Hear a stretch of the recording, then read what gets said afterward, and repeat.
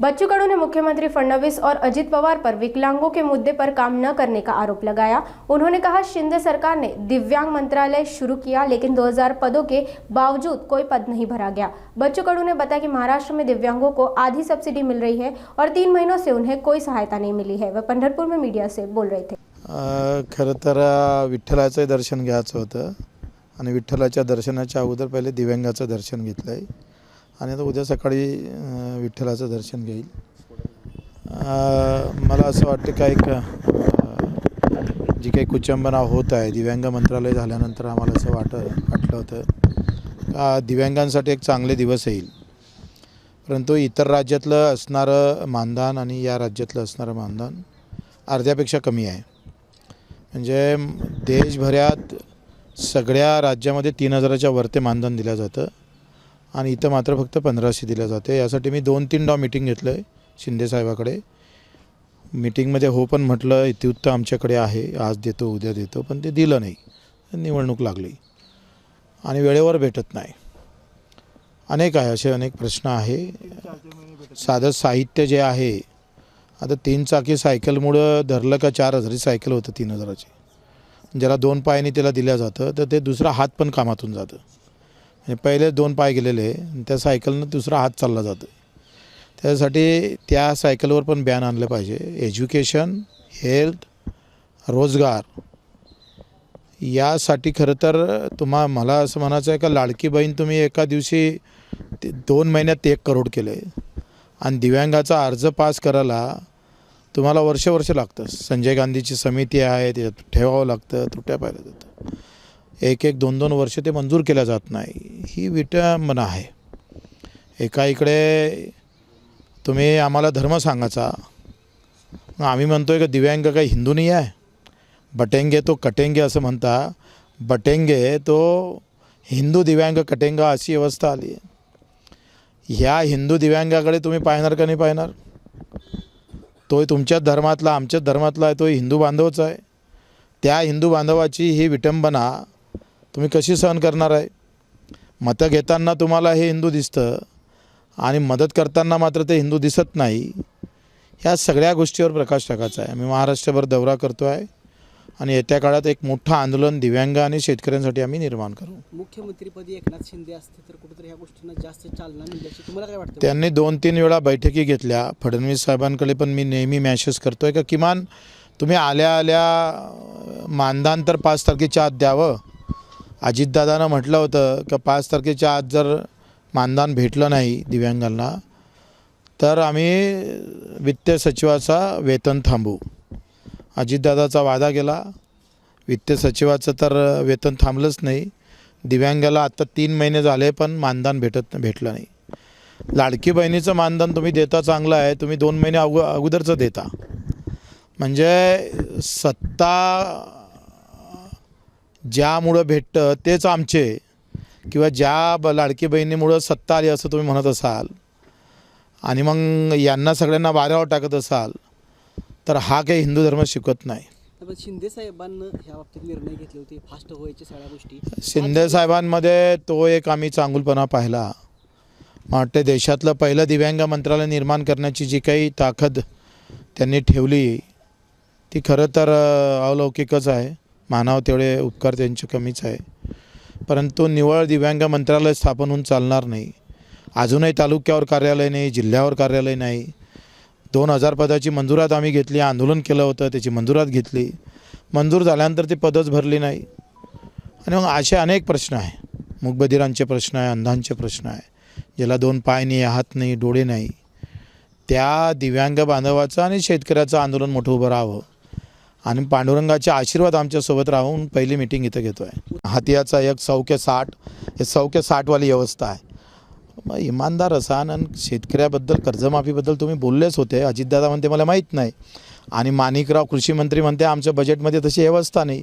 मग लाज नाही वाटत का तुम्हाला थोडी तरी या गोष्टीची म्हणताना? एकतर तुम्ही देवेंद्रजी तुम्ही सांगितलं मार्चपर्यंत जर पैसे भरले नाही शेतकऱ्यांनी आणि तुम्ही जर निर्णय घेतला नाही तर 6% व्याज जे केंद्राचं माफ होतं, केंद्राचे 3% आणि राज्याचे 3%, जे व्याज माफी आहे ते शेतकऱ्याला भेटेल का? ते भेटले नाही तर पुढच्या वर्षी कर्ज भेटणार का शेतकऱ्याला? नाही भेटणार. म्हणजे आहे त्याच्यापेक्षा जास्त खैत टाकताय तुम्ही, पण स्पष्टीकरण तर द्यायला पाहिजे ना. याचं स्पष्टीकरण द्यायला पाहिजे का आम्ही कोणत्या वर्षातलं कर्ज माफ करणार आहे, आताचं करणार, उद्याचं करणार, परवाचं करणार, किती करणार, कोणत्या लोकांचं करणार, ते ठरवलं पाहिजे. तुम्ही 8वा वेतन आयोग सांगितला आणि कर्जमाफीचं मात्र तुम्हाला सांगायला येत नाही. ज्याचा बोजा सगळ्यात कमी आहे त्याची घोषणा लगेच होते. म्हणजे 7व्या वेतन 8वा वेतन आयोग लागासाठी अजूनही 6 महिने दूर वेळ आहे, तरी त्याची घोषणा अगोदर होतं. म्हणजे 10% लोकांची व्यवस्था या देशामध्ये न मागता दिल्या जातं आणि 90% लोक कष्ट करून मरतं. ही या देशातली अत्यंत वाईट अवस्था आहे. मला सर मी जाईल 25 तारखेला. काय नक्की ही EVM वरती विश्वास अविश्वास तुम्ही एक सांगा, सर्व खासदार 50, 60, 20,000, 10,000च्या मतांनी निवडून आले. पुऱ्या महाराष्ट्राचा इतिहास जर जेव्हापासून निवडणुका लागल्या तेव्हापासून जर पाहिलं तुम्ही, तर काही निवडक लोक बोटावर मोजणार एवढे निवडक यांचा लीड 50, 60, 70,000, 1 लाखाचा राहायचा निवडक लोकाचा. आता आयरा गैरा नत्तू गैराचे लीड 1 लाखाच्या वर आहे. म्हणजे एकाएकी एवढा फरक कसा पडला आहे? बेमानीनं मतं चोरणाऱ्यांचं सरकार आलं की काय? म्हणजे जब कटर आम्ही पकडायचा. पहिले एखाद्या ST डेपोमध्ये गेलो का 500 रुपयाचा चोर असला का त्याला पकडून मारायचं आपण आणि त्याचे 500 रुपयेवाल्याला चोर बनायचं. आणि हे मतं चोरणारी टोळीच कुठून आली मला माहीत नाही. म्हणजे जगाच्या पाठीवर मतं चोरणारी टोळी जगात जर कुठं निर्माण झाली असेल तर त्या हिंदुस्थानात तयार झालेली आहे. आणि म्हणून त्याचा सोक्षमोक्ष लागला पाहिजे. म्हणून आम्ही आह्वान करतो कि अगर तुम्हारे में दम है, अगर आप प्रभु रामचंद्र का आदर्श जानते हो, प्रभु रामचंद्राला आम्ही आदर्श मानतो आहे, तर माझं असं मत आहे का EVM मशीन राहू द्या, पण जे VVPAT येतं ना त्या VVPATवर आमचा मतदान केंद्र क्रमांक असला पाहिजे आणि ते चिठ्ठी VVPAT आमच्या हाती आला पाहिजे आणि त्याच्यावर आमची सही असली पाहिजे. सही आणि मतदान क्रमांक झाला का मतपेटीची व्यवस्था असली पाहिजे. म्हणजे EVM मशीन पण राहील आणि वेळ लागली तर मतपेटी पण मोजल्या जाईल. आज तुम्ही दिलेलं मत पत्रकार म्हणून तुम्ही पण तुमचा हा प्रश्न आहे का मी मारलेलं मत मला दाखवता येतं का सरकारला? संविधानानं हा अधिकार दिलेला आहे का माझं मत कुठं गेलं ते मला पाहायला भेटलं पाहिजे. ते पाहायला भेटत नाही कारण ते वरली मटक्याच्या आकड्यासारखी चिठ्ठी येतं.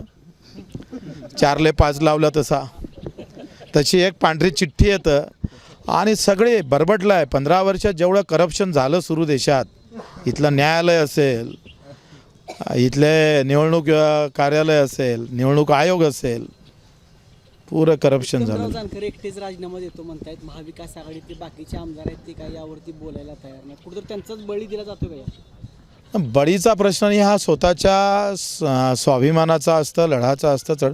बाकीच्यांना ती चळवळ बरोबर वाटत नसेल, त्यांना ते नाही निवडून आलं तर कशाला बाबा आपण. पण उत्तमराव जानकरांनी लढा जो उभा केला, निवडून आल्यानंतर कोणी असं बोलत नाही, पण त्यांनी जे हिंमत दाखवली ती फार महत्त्वाची आहे आणि त्याला बच्चू कडूचा मानाचा मुद्रा आहे. पालकमंत्री पदाचे पण सगळ्या अजून घोळ सुरू आहे. नाराजी नाट्य सुरू असून तरी काय करणार आहे? या राज्यामध्ये रोज एक मुर्दा पाळला जातो. वाटतं का इथं कायद्याचं राज्य आहे म्हणून? आरोपी सापडत नाही.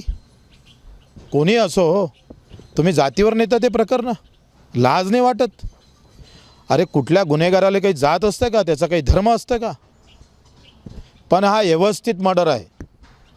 आम्ही पाहतोय झाला मर्डर, त्या गुन्हेगारांना जो काही गुन्हेगारी केली असेल ते तर नालायक आहे वय, पण याच्यावर राज करणारे लोक त्याच्यापेक्षा जास्त नालायक आहे. याच्यावरही राजकारण कोणी करत असेल, एखाद्याच्या घरचा जीव जात असेल आणि त्याच्यावर राजकीय पोळी भाजण्याचं काम वरिष्ठ स्तरावरून होत असेल, कोणाचा ना कोणाचा कट कसा काढता येईल अशा भूमिका ठेवून जर तुम्ही कारवाई करत असाल तर तुमच्यासारखे नालायक कोणी नाही.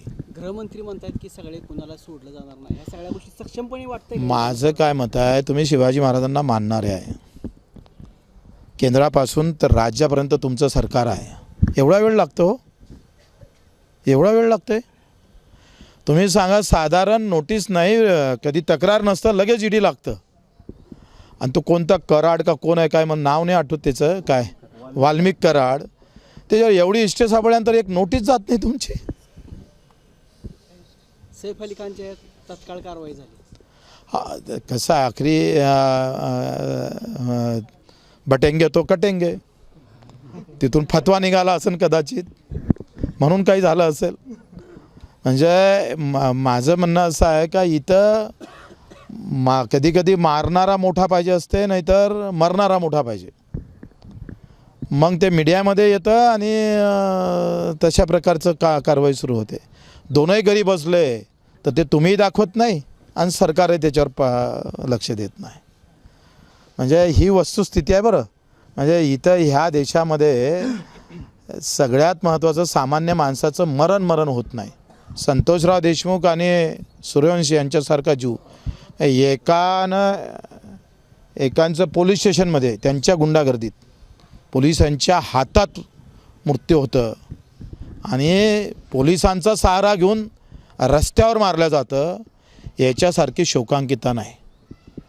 आम्ही सांगतोय का जर खरं तुम्हाला जर कायद्याचं राज्य घडवून आणायचं असतं तर 8 दिवसात सोक्ष लागून फास्ट ट्रॅकवर आम्ही पाहतोय निर्णय घ्यायला पाहिजे होता आणि दाखवून द्यायला पाहिजे होतं का जास्तीत जास्त 6 महिन्यात. कारण जे काही झालं ते प्रचंड भयानक झालेलं आहे.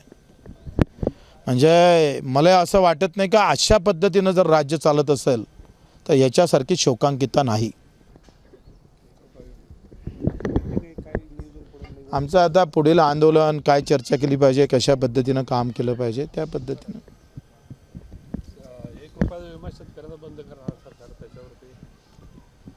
मला असं वाटतं का पहिले विमा 1 रुपया घेऊन आखरी सरकारनंच पैसे भरावं. 7/12 आहे, आधार कार्ड आहे, सगळंच आहे. आधार कार्ड काढलं म्हणजे लिंक आहे का नाही तुम्हाला. मग सरसकट 1 रुपया न घेता 1 रुपया भराची तर गोष्ट सोडाच, 1 रुपया भरायला 50 रुपये खर्च येतं, 100 रुपये म्हणजे अधिक मूर्खपणा. म्हणजे एवढं मूर्खा म्हणजे ते म्हणतं ना का कसं राज्य चालवायची काय डोका आहे का नाही अशा प्रकारची अवस्था आहे. तुम्ही सांगा 1 रुपया कशाला ठेवला, मग काय गरज आहे का. सरसकट सगळ्यांचा विमा उतरवा ना. काय होतं त्याला खर्च किती येतं त्याला झाले. त्या म्हाताऱ्या माणसांना त्या शेतकऱ्यांना जा तो 1 रुपया भरा. म्हणजे ते म्हणतं ना